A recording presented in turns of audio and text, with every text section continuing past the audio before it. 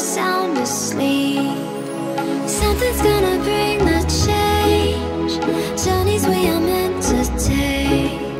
Something at the edge of space, calling us to fly away. Don't you be afraid, everything will change. You and I, jumping off the edge. They say dreamers never die. So come and fly, come and fly, come and fly away with me.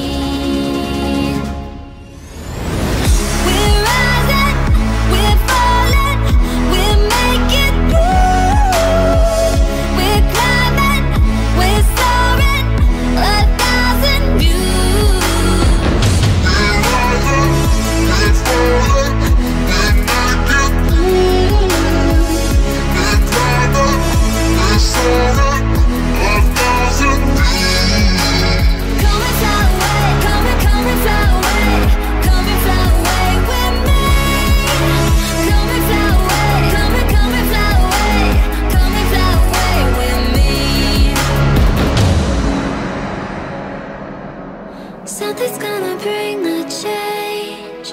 Journeys we are meant to take. Something at the edge of space, calling us to fly away.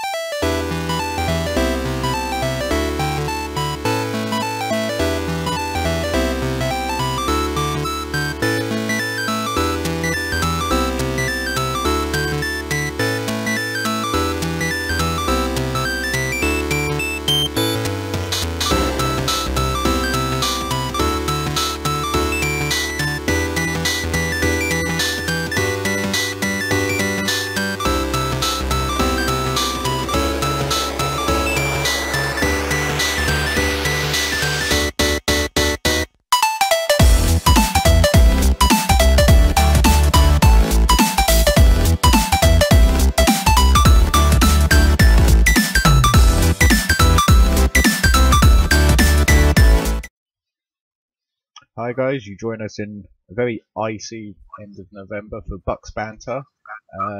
This week we'll be covering the Falcons Buccaneers game, which the Bucs soundly lost, with Julio going absolutely nuts. You say soundly. The Bucs actually managed to get back into that game. They had a shot at tying it. You gave up 250 yards to a wide receiver, shut your face. And, Still could have won. And obviously we'd look at the upcoming game against the Aaron Rodgers-less Packers at Lambeau Field. So we'll start with, obviously, the Falcons game. Yeah, general analysis of the game. I mean, the defence was basically summed up the season. This team can only get pressure by blitzing. Doesn't blitz enough. So too many plays, and the Falcons' offensive line is pretty good. They're not playing as well as they did last year, but they're still one of the better groups in the league. They had a clear game plan. They were very heavy on the double team in Gerald McCoy. As a result, there was no impact from the defensive line. Bucs were playing their soft zone coverage all day, and when you get that much time, it turns out Julio is really, really hard to cover. Who knew? And yeah, he went a little bit ham. So what you're telling me is the play designed to pressure opposing quarterbacks and stuff in run plays is actually effective at stifling quarterbacks and stopping run plays. Well, no, blitzing is about picking your spots. And what the Bucs really need to do, the thing that has crushed this team all year is they are number 32 at 32 on third down. That is the worst stat you can be terrible in my opinion, is third down conversions. And yeah, they've been awful in it. And the thing is that third and long is the best time to blitz. And we're far too reluctant to do it. The plays we're very effective at in terms of getting pressure are the double A gap blitz, because Levante and Quan are very, very quick. They're quite hard for if you've got a back that you're relying on to block one of those two guys, It's not the most reliable thing in the world because those guys are really, really good at just blowing by the guy with speed. So they've got a lot of good plays off of that particular blitz. Levante David is also an incredibly good blitzer, full stop. So there should just be more 5-man blitzes. Yeah, see, this is one of the things that, this is one of the things that confused me as a Cardinals fan. Back in the day when we had Darryl Washington, that's what made him so dangerous. Is he had the gap closing speed to get to the QB on unexpected blitzes, and Levante's a fast. I mean, he's no Derek Brooks, but he's fast. So, well, you can say that with Quan Alexander as well. Both of those guys are two of the faster linebackers in the league. If there's one strength the Buccaneers team does have, they have a heck of a lot of speed at that linebacker position, and they're not really making the most of it. Yeah, and it's all well and good having speed to close in those zone plays, but when a team has all day to throw, zone coverage falls apart.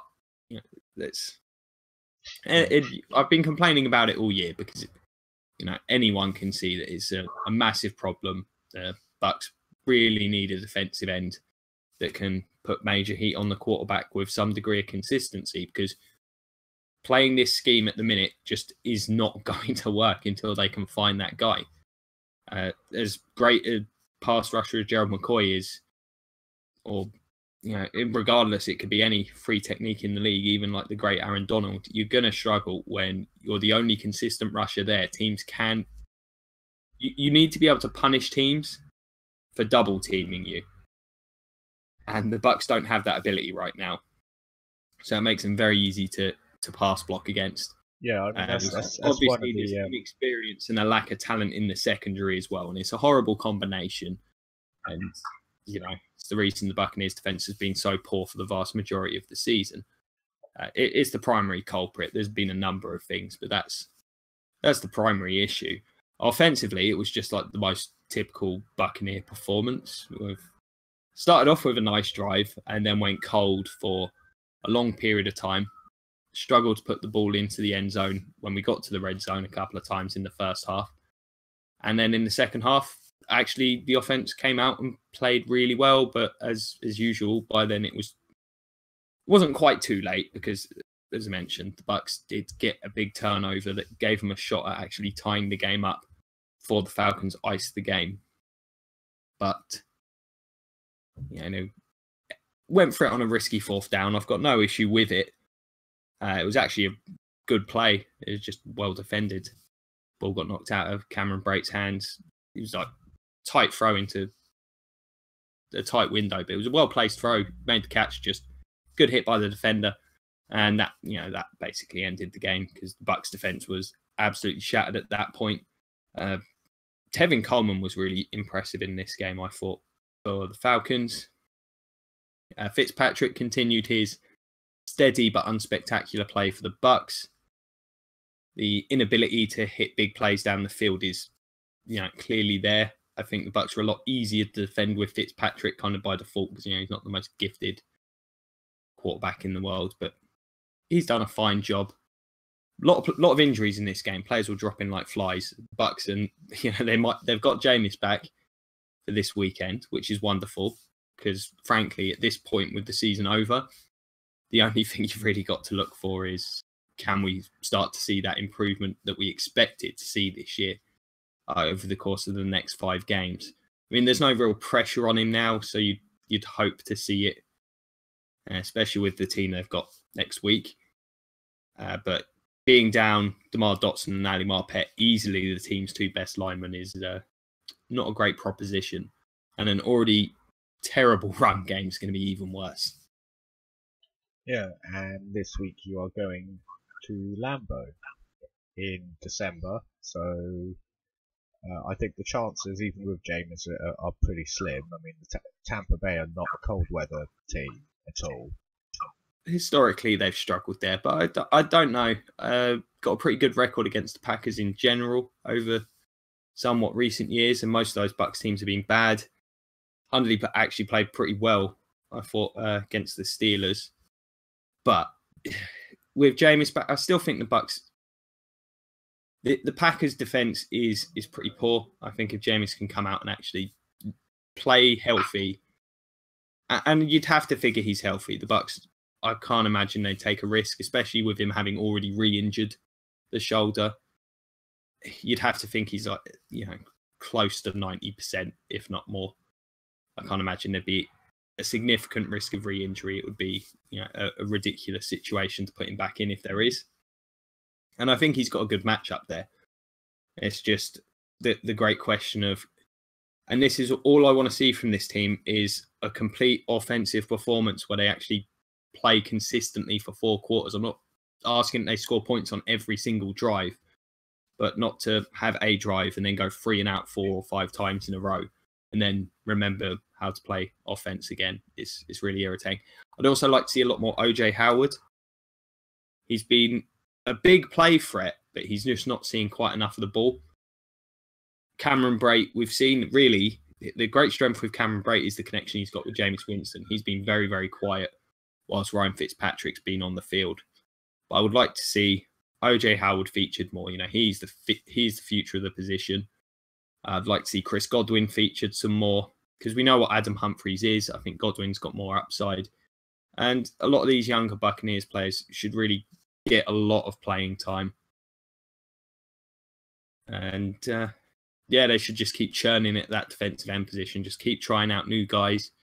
See if they can find someone. Not necessarily expecting to find, a starter and a 10-sack guy, but someone who can contribute in a rotation next year would be a start. Yeah, I mean, at this point, you're basically looking at people on the team to fill out next year's roster. I mean, obviously, as the title of this video says, there is the slimmest of slim hopes for the playoffs. No. But to be honest with you, hope is lost. All hope is lost. This is a very flawed Buccaneers team this year. Unfortunately, the weaknesses that we knew heading into the season, that's the thing with this team is if they were going to tank and fail like they have after all the expectations, it was always going to be likely to be down to the positions that have been poor. So it's not a great shocker that this team has not got a particularly good record because, it felt like it was a bit all in on the offensive passing game. And unfortunately, that just didn't come together. And part of that, to me, is due to the negligence there's been on this offensive, with this offensive line. But yeah, it's not been good enough. Pass blocking has been a problem. Run blocking has been just abysmal. Lack of explosion, running back, no pass rush, soft coverage with no pass rush. Like this, it's been these are the things that have been showing up on a weekly basis. Yeah, I mean, it does seem to be a common flaw in pass-first teams where they'll get the receivers, they'll get the quarterback, even potentially the running back, and then neglect the O-line. I mean, obviously, it's the case in Arizona, but you've got the same problems in Seattle, Houston. Yeah, it was just overall negligence of the O-line. Well, the thing with some of those teams, in fact, all 3 of those teams you've mentioned, is they've got major cap problems. So they don't necessarily have options. Now, I'm not a big fan of our left tackle as a left tackle, as I've made clear several times before the season. Like Donovan Smith just doesn't look like he's ever going to be a high-end left tackle to me. I think he can be a good starter on the right-hand side. I think he can be a very good guard.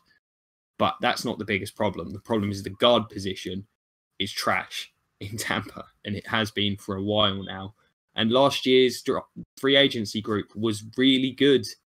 You had Larry Warford, a nice player, Kevin Zietler, had TJ Lang.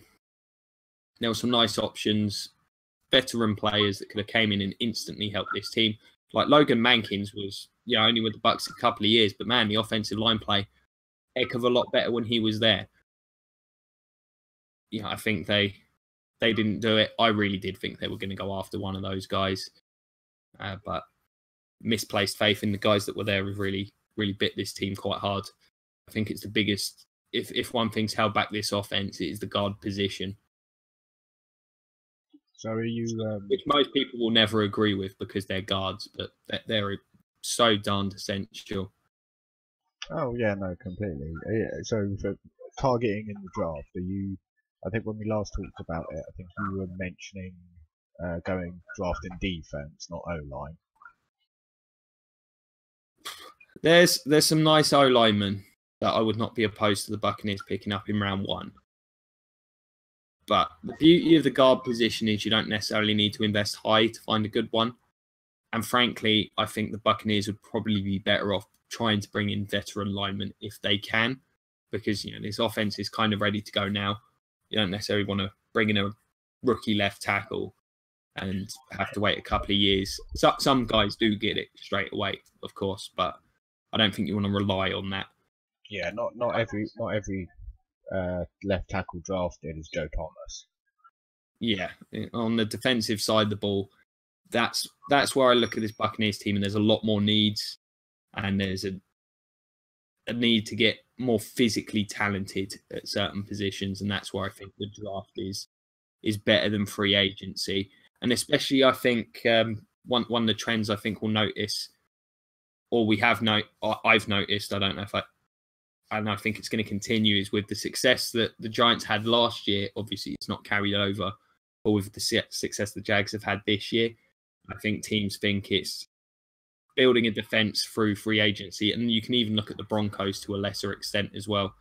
It's very possible if you bring in 2 or 3 impact veteran players to the right scheme, it can make a massive difference very quickly. And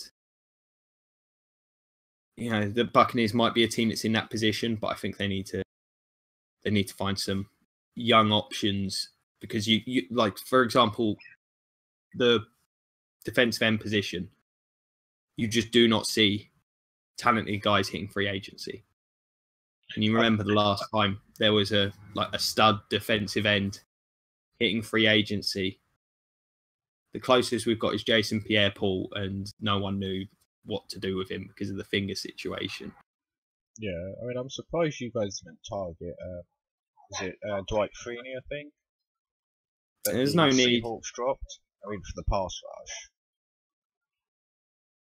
The team thought Noah Spence was going to be really effective this year. Ayers is a fine player. I always felt they needed another body in there, but they were probably hoping someone would develop. But it never really happened. It hasn't happened. So, and yes, it's still a very young team. I think it's easy to get down on this season and the way this Bucs team has played for the most part, but there is a lot of inexperience there. I mean, the only 2 sort of long-term veteran players left on this team are Levante David and Gerald McCoy at this point. Oh, damn, if those guys are veterans, Jesus Christ, that is a young squad. Well, Gerald's nearing 30 now. Really? Levante, yeah, he's been in the league a long time. Bear in mind that was the Stafford, Sue, and Gerald draft. That was a long time ago. Been in the league a long time. Bloody hell. Well, obviously, as I've said, I mean, the Bucs have the slimmest of the slimmest chances to make the playoffs. I think you require absolutely everybody in your division to lose. Well, you need the Falcons to lose out. Yeah. It's a pretty good division, turns out, this year. Yeah, I mean, if there were miracles, it might happen, but no. Yeah, no. I mean, it's been over for a while, but it's always nice to have hope. But yeah, all hope is lost. As I say, if you're the Bucs, really the main thing you want to see, some of these young players performing well. As I mentioned already, the 2 rookies on offense, it'd be nice to see them generating some big plays with Winston at the helm. See Winston come back and play really well for a month. That would be a real positive for next season. And try and just find some guys that you think you can maybe go forward with on the back end defensively, because the defensive end position, that's just going to have to be revamped at some point. The bodies aren't there, but the defensive backfield, I think there's a lot of question marks, especially with Brent Grimes being the age he is. You've got to try and find what some guys that maybe 2-3 years down the line you can project to be long-term starters, because at the minute, outside of maybe Justin Evans, and you got to hope Hargraves can figure things out. There aren't really that many options there, and they really need to hope Hargraves can come on strong, because he's really had a poor year. Indeed. The problem is with the Bucs being a losing team and just basically looking to next season. There's really not that much more to discuss regarding the Bucs. I mean, obviously you've got positions you need targeted in the draft. You've got possible free agents coming up that you can target. Yeah, and I'm gonna start looking into free agents probably with a couple of weeks left in the season. The draft is just pointless to analyse at this point, in my opinion. There's a lot of players I like, and I can discuss prospects I like, but I'm not going to start throwing out early mock drafts when I don't know where the team is picking. We don't know who's coming out, of course, and injuries can still happen in bowl games. Just ask Miles Jack and Jalen Smith. Indeed, but yeah, this is all stuff we'll be covering. Well, there are a couple. What I will say is this year's draft, from my what I've seen so far, one of the bonuses the Bucs could have, projecting them to be, picking in that probably 8 to 12 range, I suspect, or maybe 8 to 15. It is a bit of a cluster of teams in that kind of record range. Is you're probably looking at a lot of quarterbacks in next year's draft, which I think is potentially a real plus for this team because you've got the ability to trade back and get more picks. And this team, I said this heading into the season, has a real lack of depth. Whilst I think the starting 22 doesn't look too bad, injuries could be crippling to this team. We saw it with the linebacker and defensive back injuries earlier in the year.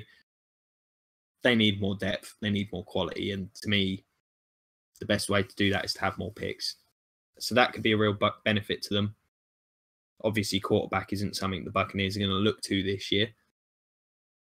The running back position has a couple of studs. So if the Bucs do really struggle, they could potentially get them. I don't really approve of the idea because I'm a firm believer you can get great running backs late on. I mean, you look at Le'Veon Bell, LaShawn McCoy.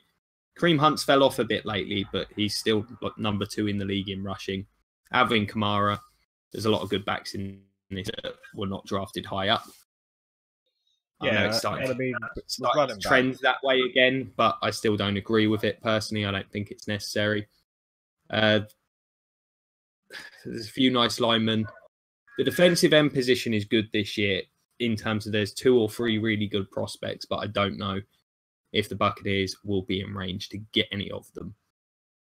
So that could be an issue for the team. Just comes up to who's picking ahead of you, really.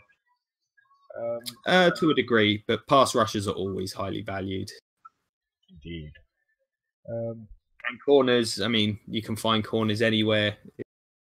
A very tough position to draft well, I think. Yeah, but I'm a fan believer corners, just throw muds at the wall and see what sticks. Yeah, I was going to say same for running backs, really.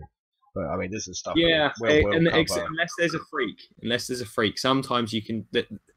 There's corners that you can just tell are going to be great, and then you've got your Patrick Petersons that come along once in a blue moon. And then trust me, there isn't that guy this year. Pretty weak corner class, in my opinion. Well, this is stuff. Obviously, we'll break down draft prospects by position closer to the off season. We're a while. We're a while. But unless you've got anything additional to add, I mean, it's another short episode, but so is such for losing teams, I guess. Yes. Well, I mean, I can just, I suppose, wrap up with a bit more on the Bucs Falcons game. It was there were promising signs in there. OJ Howard had a couple of big catches again. So that's really nice. Chris Godwin started to get a bit more involved. Those two, as I say, I want to see them heavily featured. Would be nice to see Mike Evans being a bit more productive. He's started to have a few more of them concentration drops this year, which is a bad habit that he seemed to have cleaned up a bit last year. So it'd be nice to see that resolved.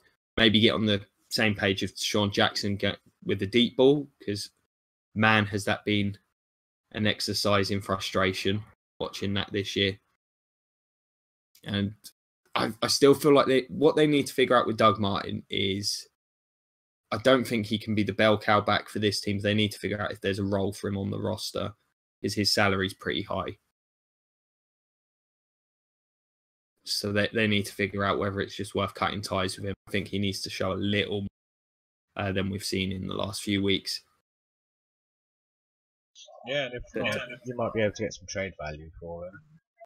Yeah, and schematically, this team needs to either revamp the personnel or totally rethink the scheme, because defensively, I think the coaching this year has been atrocious.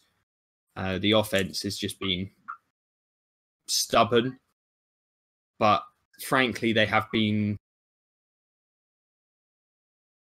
Yeah, I think they need to rethink things a little on both sides schematically. I don't think we've been a well-coached team this year. Mike Smith should probably be concerned about his job. Yeah, I mean, the ill discipline as well, the team in general, is a problem on the coaching side. They've managed to actually play 2 pretty clean games penalties-wise, but just you're the 32 ranked D in the league. It's hard to imagine coordinator not being under pressure. I can't imagine that coordinator having a job come July. You wouldn't think so, but you never know. It's a strange old league. Indeed. Well, I think that's pretty much everything for this week. Yep. As a Bucs fan, I'm back in roll on next year mode. Meanwhile, the Cardinals fan on this channel is holding out the slimmest of hopes, and the Titans fan. You're where I was last week. It was like I'm mentally prepared for it to not happen, but damn it, it would be amazing. Hey, you think it's irritating listening to me saying it's Cardinals have hope? If we beat the Rams, it's going to be even more irritating. Yeah, you'll be the most excited fan at 500 in the world. Yep. Jeff Fisher would have been my ideal coach. Oh, what? You like 7 and 9?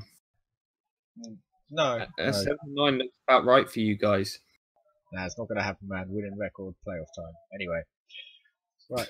That's it for this episode. So we will see you again next week with the podcast and another Bucs banter, obviously after the Green Bay game. Maybe a Titan report. We don't know. Yeah, there'll be a lot more to say next week. I think with Jameis back, there can be a bit more of a focus on how the offense looks, because it felt very scaled back with Fitzpatrick in there. Seeing us throw so many like little dinky dunk screens has been strange and also terrible. Indeed. Right. Yeah. That's going to be it from us for this week, guys. So obviously if you subscribe, you'll be able to keep track of whenever we go live. Obviously, we've got the Twitters if you use such things. So yeah, that's it for me.